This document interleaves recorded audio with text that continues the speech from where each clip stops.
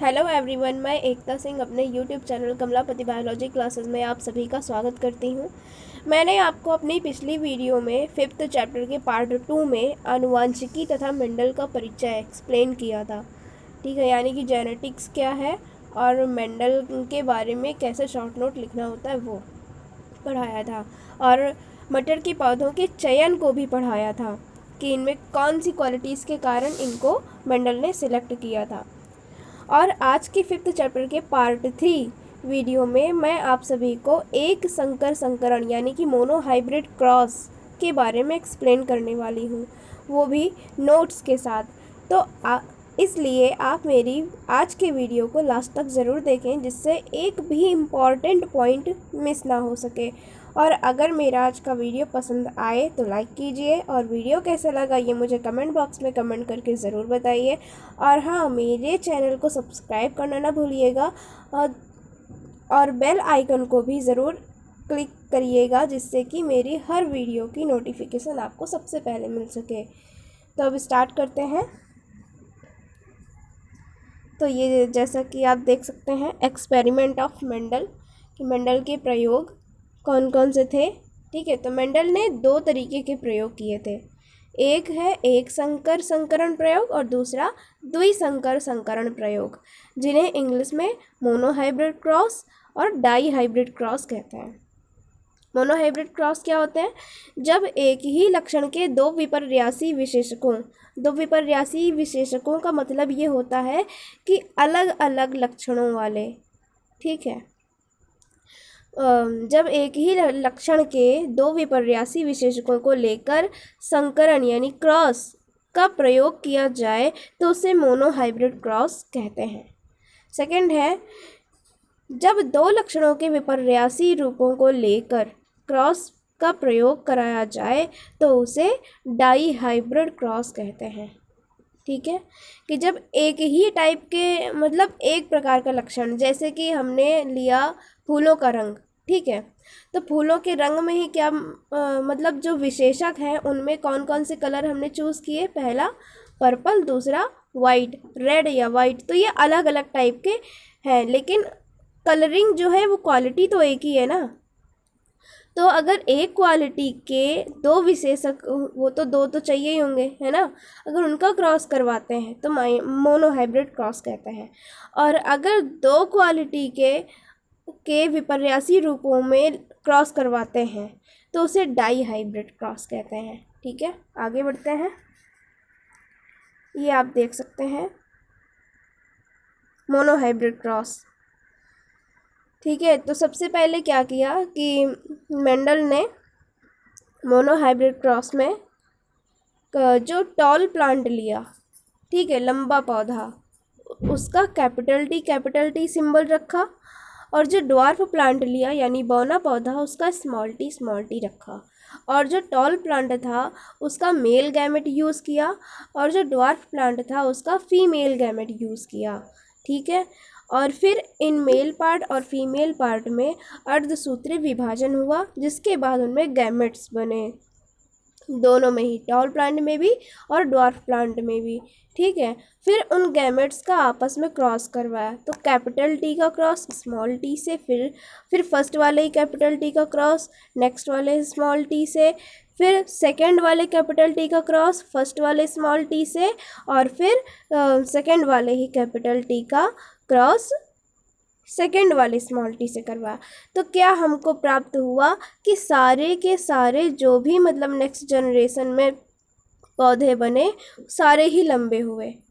ठीक है, मैंने साइड में लिखा हुआ है, वो हो गया कट, लिखा है ऑल हाइब्रिड टॉल प्लांट्स, कि सभी पौधे जो हैं वो संकर लंबे पौधे हैं। ठीक है, देखिए इसमें क्या होता है ना कि अशुद्ध लंबा नहीं लिखा जाता है, उसे संकर लंबा लिखा जाता है। ठीक है, और जो शुद्ध लंबा होता है उसको शुद्ध लंबा ही लिखा जाता है, यानी कि प्योर ब्रीड टॉल प्लांट ये फिर बोल सकते हैं। ठीक है, और ये हो गई हमारी फर्स्ट जनरेशन यानी कि F1 जनरेशन। ठीक है, और ये जो ऊपर यहाँ पर मैंने साइड में लिखा हुआ आर्टिफिशियल क्रॉस पॉलिनेशन। ठीक है, तो इसका मतलब ये हुआ कि यहाँ पर मेंडल ने क्या किया था कि मैंने आपको पिछली वीडियो में बताया था कि एक का पुंकेसर लिया था और दूसरे प्लांट का स्त्री केसर लिया था, ठीक है, फीमेल पार्ट का यूज़ किया था, और एक में क्या किया था और दूसरे वाले फूल का जो है मेल गैमेट यूज़ किया था, ठीक है। तो इसलिए इसे आर्टिफिशियल क्रॉस पॉलिनेशन कहा जाता है। आगे बढ़ते हैं।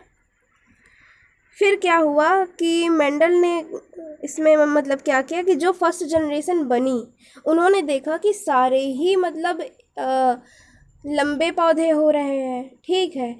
तो जो बौने पौधे का जो हमने क्रॉस करवाया था लंबे वाले पौधे से, तो वो बौने पौधे का जो गुण है वो कहाँ मतलब गया, है ना, वो ऐसा भी कहाँ मतलब छिप गया, उसका गुण बिल्कुल भी नहीं मतलब दिखा नेक्स्ट जनरेशन में, यानी कि F1 वाली जो जनरेशन बनी भाई, जब उन्होंने क्या किया कि लंबे पौधे का क्रॉस बौने पौधे से करवाया, ठीक है। तो आने वाली जनरेशन में सारे के सारे पौधे लंबे ही हुए, ठीक है, एक भी पौधा बौना नहीं हुआ।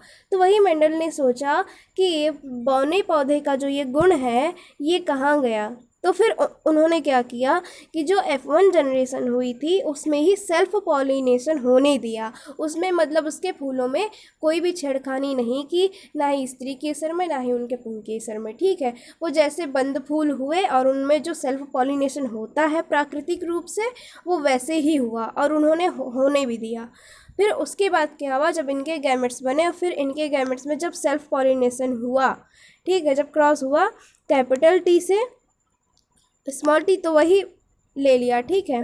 तो उसी तरीके से इसमें पूरे में हुआ क्रॉस, जैसे कि पहले हमने क्रॉस करवाया था, ठीक है।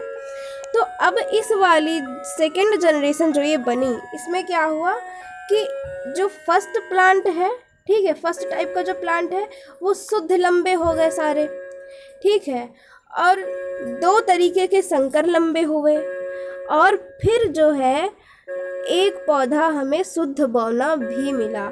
तो जो मतलब गुण फर्स्ट जनरेशन में नहीं दिखा वो हमें सेकेंड जनरेशन में आके दिख रहा है, ठीक है। तो इसका मतलब वो जो बौने पौधे का जो गुण था वो छुपा नहीं था, बस ये था कि उसके जीन्स जो है, जो उसका जीन होता है वो कम प्रभावी होता है, यानी कि अप्रभावी होता है, जिसके कारण वो अपना प्रभाव फर्स्ट वाली जनरेशन में नहीं डाल पाया। लेकिन यहाँ पर क्या हुआ कि जब इसमें सेल्फ पॉलिनेशन करवाया तो वो शुद्ध बौना भी ये भी लक्षण प्रकट हो रहा है, और शुद्ध लंबा ये भी लक्षण प्रकट हो रहा है, और जो संकर लंबे दो तरीके के बने हाइब्रिड टॉल प्लांट्स, ठीक है, ये भी लक्षण प्रकट हो रहा है। तो ये हो गई सेकेंड जनरेशन। इसे हम 3:1 भी लिखते हैं। कैसे कि 3 लंबे पौधे हैं, एक तो कैपिटल टी वाला और एक कैपिटल T स्मॉल टी और दूसरा भी कैपिटल T स्मॉल टी वाला। तो ये 3 तो लगातार लंबे पौधे हो गए, ठीक है। और तो ये 3 जो है ये लंबे पौधों के लिए यहाँ 3 रखा गया है, और जो शुद्ध बौना पौधा है ये 1 है, तो इसके लिए 1 रखा गया है। तो हमें जो इसके निष्कर्ष प्राप्त हुए वो 3:1 के अनुपात में प्राप्त हुए सेकेंड जनरेशन में, ठीक है। अब आगे बढ़ते हैं। मेंडल्स एक्सपेरिमेंट, फिर इसमें देखिए इसमें हुआ क्या, मैं आपको और अच्छे से एक्सप्लेन कर देती हूँ नोट्स के थ्रू। मेंडल ने एक बार एक संकरण प्रयोग किया, यानी कि मोनोहाइब्रिड क्रॉस का एक्सपेरिमेंट किया।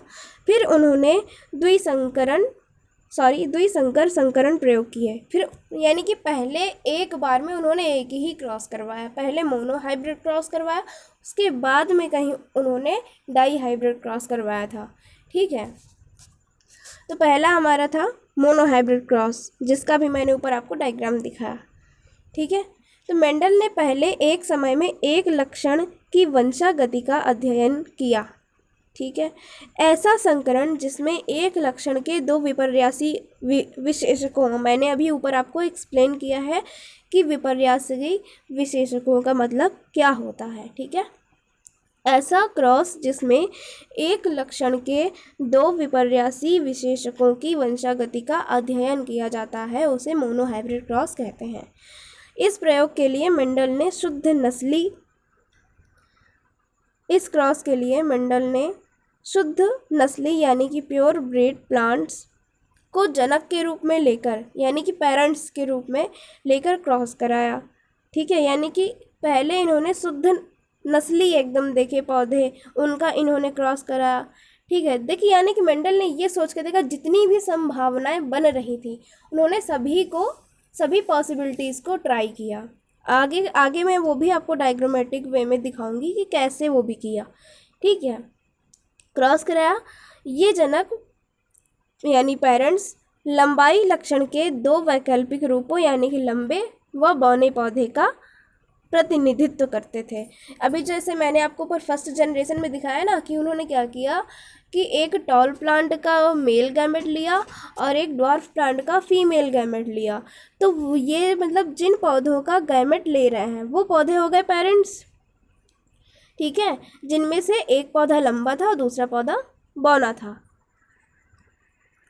फिर क्या हुआ कि मेंडल ने पी प्लांट के जो पी प्लांट है वो उसकी कौन सी प्रजाति का प्रयोग किया? Pisum sativum. ठीक है, मटर के पौधे का वैज्ञानिक नाम होता है पाइसम सेटाइवम। तो इसके प्योर टॉल व प्योर ड्वार्फ को पेरेंट के रूप में सिलेक्ट किया। ठीक है, इन्हें पैतृक या पेरेंटल जनरेशन P1 कहते हैं।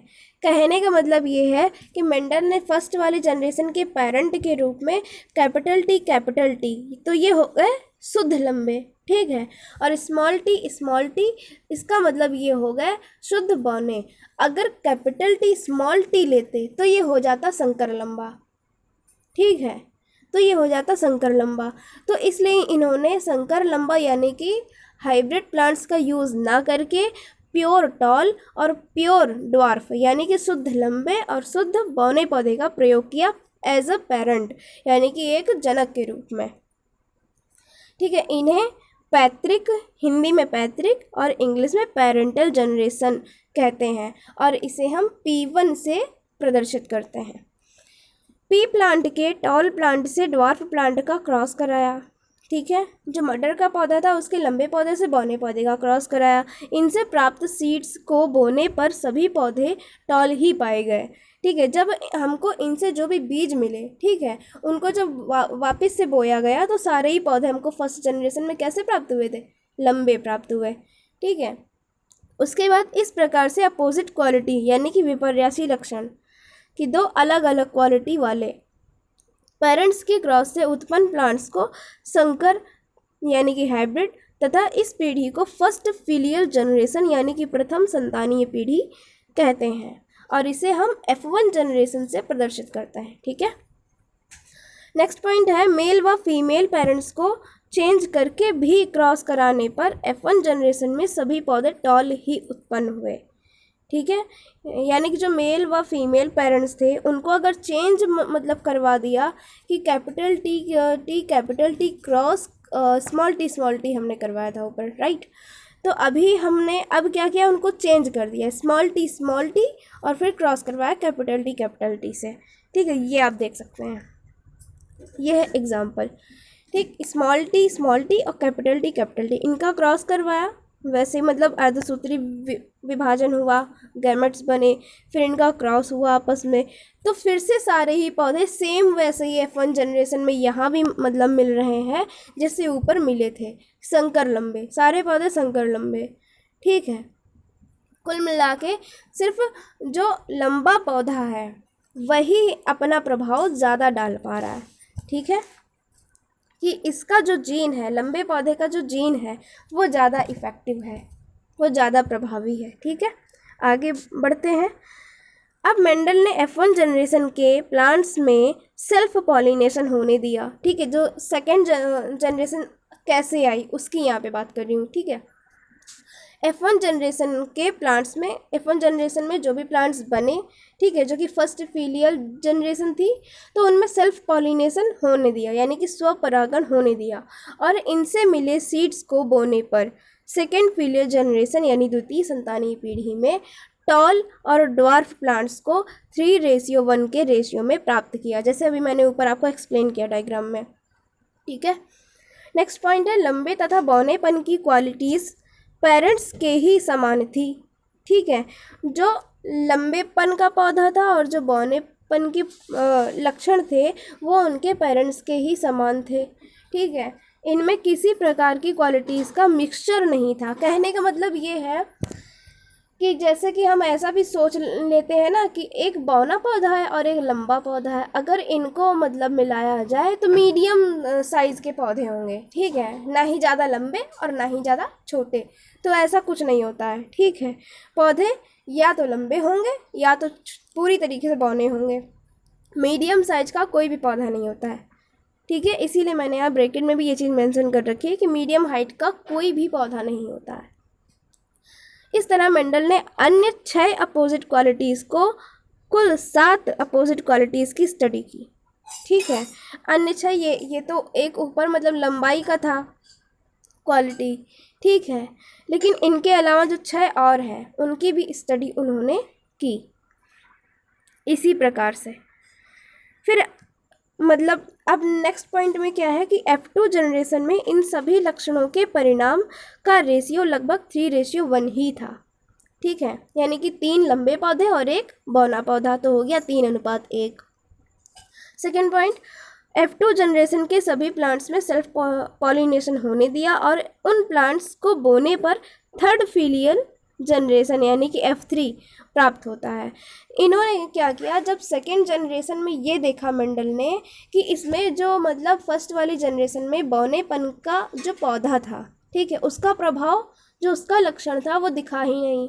ठीक है, तो उनमें सेल्फ पॉलिनेशन होने दिया। फिर सेकेंड जनरेशन में क्या देखा कि जब सेल्फ पॉलिनेशन होने दिया तो उनमें बौनेपन वाला जो पौधा था वो गुण दिखाई दिया। ठीक है, तो उन्होंने सेकेंड जनरेशन में फिर से सेल्फ पॉलिनेशन ही होने दिया, उसमें भी कोई छेड़खानी नहीं की। तो फिर थर्ड जनरेशन में क्या हमें प्राप्त होता है, देखते हैं।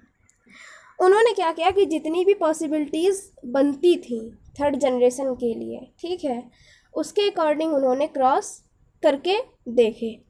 पहली पॉसिबिलिटी ये बनती है कि एक शुद्ध लंबे पौधे का एक शुद्ध बौने पौधे का क्रॉस करवाया जाए।